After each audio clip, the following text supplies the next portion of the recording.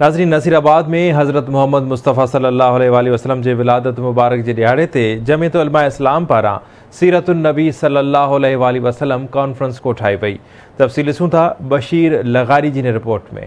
रहमतुल आलमीन रसूल अकरम शफ़ीउल मुज़नबीन हज़रत मोहम्मद मुस्तफ़ा सल्लल्लाहु अलैहि वसल्लम जे विलादत बा शहादत वारे ॾिहाड़े 12 रबीउल अव्वल जे मौक़े ते जमियत उलमा इस्लाम पारां इंडस शादी हाल में सीरतुल नबी कॉन्फ्रेंस मुनक़द कई वई, जंहिंखे मौलवी असदुल्ला खोड़ो, मौलाना अब्दुर्रज़ाक आबिद लाखो, मौलवी उज़ैर गुल जागीरानी, मौलवी यासीन कांदड़ो, मौलवी मोहम्मद ओस्मान मुगेरी, मौलवी मोहम्मद हसन बाज़री ऐं ॿियनि ख़िताब करे रसूल अकरम सल्लल्लाहु अलैहि वसल्लम जो शान बयान कयो। ऐं जॾहिं त दावत इस्लामी पारां जामे मदनी मस्जिद नूनारी माले खां मंज़ूर अली अतारी ऐं ज़ुल्फ़कार अली कादरी जी अॻुवाणीअ में मदनी रैली कढी शहर जे मुख़्तलिफ़ चौकनि ऐं चौराहनि ते रसूल अकरम सल्लल्लाहु अलैहि वसल्लम जे शान में नात मक़बूल चई अक़ीदत जा गुल निछावर कया। उन मौक़े ते सीरतुल नबी बयान कंदे आलमन चयो त रबीउल अव्वल मीलाद मुस्तफ़ा या असांखे पैगाम पई ॾिए त असां ज़िंदगीअ जे हर शोबे जे अंदरि रसूल पाक सल्लल्लाहु अलैहि वसल्लम जी ताबेदारी कयूं। उहे इबादत हुजनि, अक़ाइद हुजनि, मामलात हुजनि। छो त असां ईअं सम्झो आहे त नबी साईं रुगो असांखे इबादतूं सम्झाइण आया, न हुज़ूर फरमायो अताजिरु सदूक़ुल अमीन, भलो वापारी हुआ जेको पंहिंजे वापार में कूड़ न ॻाल्हाए। हुज़ूर अलैहिस्सलातु वस्सलाम जिन वजह तख़लीक़ काइनात आहिनि।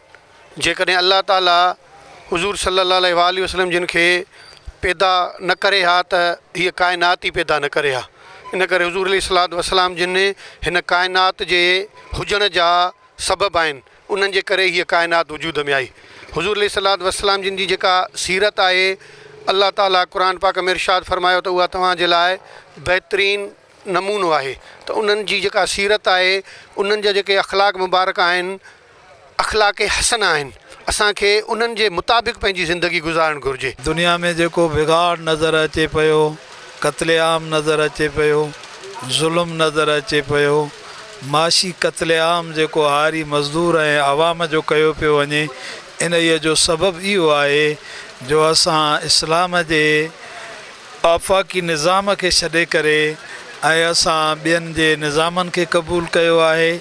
ऐं हर हिकु इंसान जी कामयाबी हुज़ूर अकरम सल्लल्लाहु अलैहि वसल्लम जे सुन्नत में आहे, प्रोग्राम में आहे। नसीराबाद जे आलमन सां गुरनि जूं ॻाल्हियूं ॿुधियूं त उन्हनि जो चवणु हुयो त दुनिया में जेको बि बिगाड़ आहे, मुख़्तलिफ़ जेके मसइला आहिनि जंहिंमें इंसानु घेरियल आहे, इन जो वाहिद सबबु इहो आहे त असां सभु मुस्लमान चाहे इंसान रसूलुल्लाह सल्लल्लाहु अलैहि वसल्लम जी ॾसियल जेका राह आहे उन जी इनहराफ़ी था कयूं, उन राह खां असां हटी विया आहियूं।